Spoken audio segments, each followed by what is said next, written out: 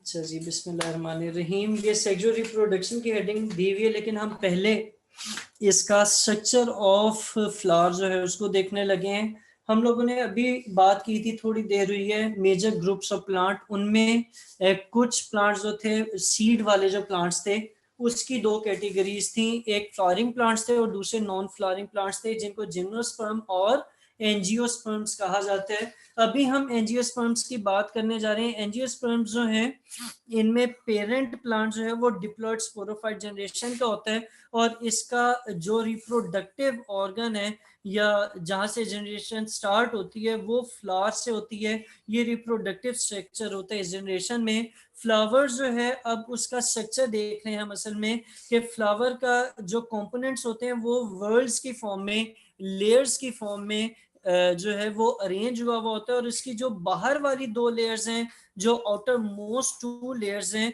उसका वो non reproductive world's होती हैं, लेकिन जो अंदर वाली दो लेयर्स हैं, जो कि उसकी पहली दो के बाद वाली लेयर्स आती हैं, वो आपकी बेसिकली रिप्रोडक्टिव वर्ल्ड्स होती हैं। सही है, ठीक है। तो फ्लावर की कितनी लेयर्स होती हैं नूर? सुभान अल्लाह। फिर बताइए, फ्लावर की कितनी लेयर्स होती हैं या वर्ल्ड्स होती हैं? क्या हो गया आप लोगों को? मैंने कहा टोटल 4 होती हैं, 2 आउटर हैं और 2 इनर हैं। ठीक है, जो आउटर हैं वो नॉन रिप्रोडक्टिव होती हैं, लेकिन जो इनर हैं वो रिप्रोडक्टिव होती हैं। सही हो गया। तो कितनी हो गई लेयर्स टोटल? मुबारक हो, 2 पहले थी, अब 2 और आ गई, और कितनी हो गई? 4 हो गई। अब हम बारी बारी इन सब लेयर्स को देखते हैं। तो सबसे पहले जो आउटर मोस्ट लेयर है, जो ग्रीन कलर की होती है, उस लेयर को क्या कहा जाता है? उसको कैलिक्स कहा जाता है। ये आउटर मोस्ट वर्ल्ड है, आमतौर पे ये ग्रीन कलर की होती है, और इसके अंदर छोटे छोटे यूनिट्स होते हैं जिनको हम सेपल्स का नाम देते हैं। सेपल्स क्या काम करती हैं कि ये इनर लेयर्स को या इनर वर्ल्ड्स को प्रोटेक्ट कर रही होती हैं, जब वो इस काबिल नहीं होते कि वो अपने, यानी वो अभी जब बन रहे होते हैं, जब उसकी बडिंग स्टेज होती है, उस वक्त जो है वो उसकी प्रोटेक्शन कर रहे होते हैं। इसके बाद जो अगली लेयर आती है वो लेयर कोरोला कहलाती है। ये इनर वर्ल्ड है और ये आमतौर पे ब्राइट कलर्स की होती है। इसके जो इंडिविजुअल यूनिट्स हैं उनको हम नाम देते हैं पेटल्स का। और इसका काम क्या होता है, क्योंकि ये कलर इसके बड़े ब्राइट होते हैं, अट्रैक्टिव होते हैं, तो ये जो बीज और बर्ड्स वगैरह हैं उनको अपनी तरफ अट्रैक्ट करते हैं। और उसका फायदा क्या होता है कि जो बीज और बर्ड्स हैं वो एजेंट्स ऑफ पॉलिनेशन का काम करते हैं, और इस तरह इसकी जनरेशन आगे चलती है। ठीक है, तो अभी जो हमने 2 लेयर्स पढ़ी, ये कौन सी थी? ये आउटर लेयर्स थी। और ये दोनों लेयर्स कौन सी हैं? ये दोनों लेयर्स नॉन रिप्रोडक्टिव लेयर्स हैं। सही है, सही है। अच्छा जी, अब आगे चलते हैं और अगली 2 लेयर्स पे चलते हैं। थर्ड वर्ल्ड आ गई, तीसरी लेयर आ गई या तीसरी वर्ल्ड आ गई। उसमें क्या होता है? उसमें उसको हम नाम देते हैं एंड्रोसियम का। एंड्रोसियम का ये मेल रिप्रोडक्टिव पार्ट है फ्लावर का। और इसके जो यूनिट्स हैं वो क्या होते हैं? स्टेमन्स होते हैं। पहले हमने कौन सी लेयर पढ़ी? कैलिक्स पढ़ी। उसका जो इंडिविजुअल यूनिट था वो क्या कहलाता था? सेपल कहलाता था। उसका कलर क्या होता था? ग्रीन कलर होता था। और उसका काम क्या होता था कि वो इनर लेयर्स को प्रोटेक्ट करना जब वो बर्ड स्टेज में हो। ठीक है, फिर दूसरी लेयर कौन सी आई थी? करोला आई थी।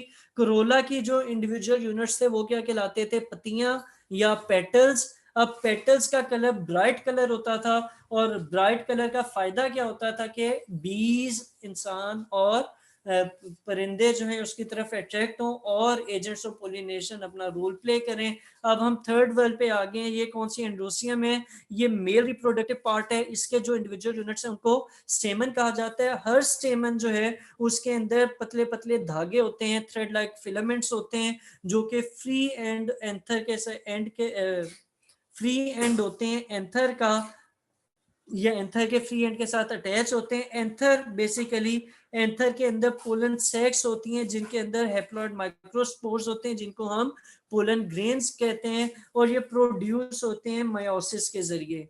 ठीक है। अब हर जो माइक्रोस्पोर है उससे आगे चलते हैं। हर माइक्रोस्कोप स्पोर जो है वो क्या बनाती है, मेल गेमेटोफाइट बनाती है, जनरेशन का गेमेटोफाइट जनरेशन बनाती है। और इसके इस प्रोसेस के अंदर जो न्यूक्लियस है माइक्रोस्पोर का, उसके अंदर माइटोसिस होता है और दो न्यूक्लियाई प्रोड्यूस करते हैं। उनमें से एक ट्यूब न्यूक्लियाई होता है या न्यूक्लियस होता है, और दूसरा जो है वो जनरेटिव न्यूक्लियस होता है। जो जनरेटिव न्यूक्लियस है, जो जनरेटिव न्यूक्लियस है वो दोबारा माइटोसिस करता है और स्पर्म्स प्रोड्यूस करता है। इसलिए जो है वो जर्मिनेटेड माइक्रोस्कोप हैं उनके अंदर ट्यूब न्यूक्लियस होता है और दो स्पर्म्स मौजूद जनरेशन ऑफ प्लांट बनाते हैं। सही है, सही है।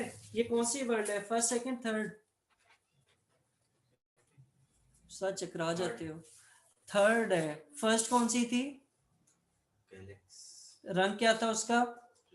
ग्रीन। ग्रीन, ठीक है, और थोड़ी हार्ड थी। फिर उससे अगली कोरोला, उसके कलर कौन से थे? ब्राइट कलर्स होते हैं, येलो रेड कोई भी हो सकते हैं, जो फूल होता है ना उसकी पत्तियां बेसिकली। फिर तीसरी वर्ड कौन सी आ गई? एंड्रोसियम, ठीक है। और उसका जो इंडिविजुअल यूनिट है वो स्टेमन्स आ गए। और फिर हमने उसके देख लिया कि उसकी फिलामेंट्स और फिर एंथर और फिर माइक्रोस्पोर्स वगैरह, और ये बनाता है गेमेटोफाइट जनरेशन। अब हम फोर्थ लेयर की तरफ आ रहे हैं। फोर्थ लेयर जो है उसको क्या नाम दिया जाता है? उसको जाइनोसियम या गाइनोसियम कहा जाता है। जाइनोसियम जो है ये फीमेल रिप्रोडक्टिव पार्ट है। इससे पिछला एंड्रोसियम जो था वो क्या था? वो मेल रिप्रोडक्टिव पार्ट था। ये फीमेल रिप्रोडक्टिव पार्ट है। इसके जो इंडिविजुअल यूनिट्स हैं उनको कार्पल्स या पिस्टल्स कहा जाता है। हर कार्पल के अंदर एक बेसल ओवरी होती है, मिडल स्टाइल होता है और स्टिग्मा होता है। यानी ये तीनों चीजें किसका हिस्सा है? कार्पल का हिस्सा है, ठीक है। फिर आगे चलें तो इनसाइड ओवरी, ओवरी के अंदर क्या हो रहा होता है? ओवरी के अंदर जो है वो काफी ज्यादा ओव्यूल्स मौजूद होते हैं। हर ओव्यूल के अंदर हेप्लॉइड मैक्रोस्पोर होता है। पिछले वाले में माइक्रोस्पोर था, इसमें मैक्रोस्पोर है। दोनों में क्या फर्क होगा?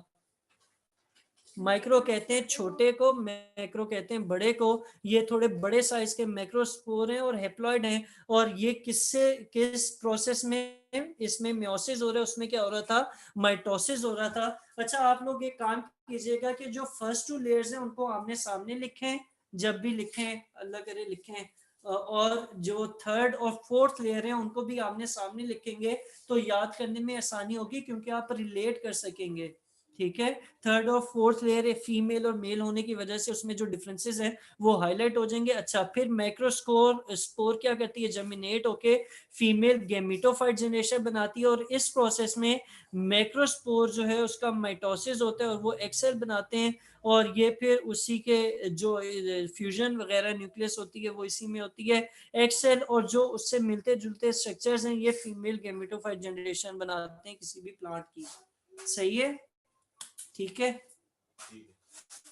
अच्छा जी, तो ये आपके फ्लावर का स्ट्रक्चर हो गया, 4 लेयर्स हो गई।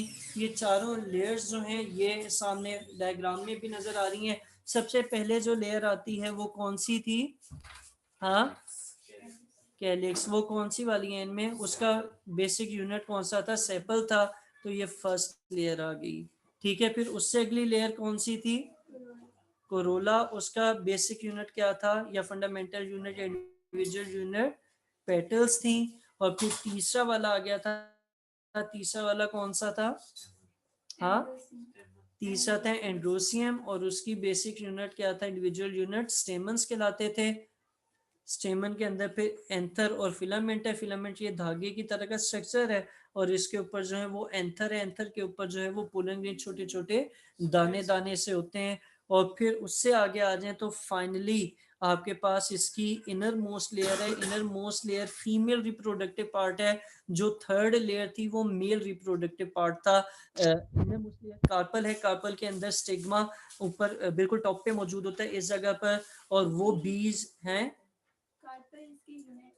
हाँ, इंडिविजुअल यूनिट कार्पल है और उसके अंदर स्टिग्मा मौजूद होता है, जहां पर पोलन ग्रेन जब रिप्रोडक्शन होती है तो आके अट्रैक्ट होते हैं या जुड़ते हैं या आके गिरते हैं। और यहाँ से फिर क्या होता है? एक स्टाइल के जरिए ये सेंटर में जो गोल दायरा बना हुआ है, यहाँ पर ओवरी और ओव्यूल मौजूद होते हैं और फिर वहां पर जो है वो सीड वगैरह डेवलप होते हैं। सही है। अच्छा वो तो लिखिए, मैं उसी के लिए काम देने जा रहा हूँ, अगर फिर भी कंफ्यूजन है मैं समझा दूंगा इंशाल्लाह मजीद। ठीक है। नहीं, ये आपने कहा था कि नीचे लिखा हुआ है कि वो प्रोड्यूस करते हैं अप्लाइड, ऊपर लिखा हुआ है डिप्लॉयड, समझ नहीं आ रहा। बताता हूँ। हाँ जी, अब बताएं। ये दोनों सामने आ गए। ओए तो क्यों भी आ गया सामने। अब बताएं, ये दोनों सामने आ गए हैं। ये थर्ड लेयर ऊपर है, फोर्थ लेयर नीचे। ये इसका नहीं पूछती पीछे था। अच्छा। Sporophyte produces haploid spores. हाँ, इसमें क्या मसला है? सर डिप्लॉयड करते हैं ऊपर, देखें ना वो पूरी डेफिनेशन में वो लिखे हुए हैं। कहाँ लिखा हुआ है? एक मिनट में ये इसको एंड कर दूं।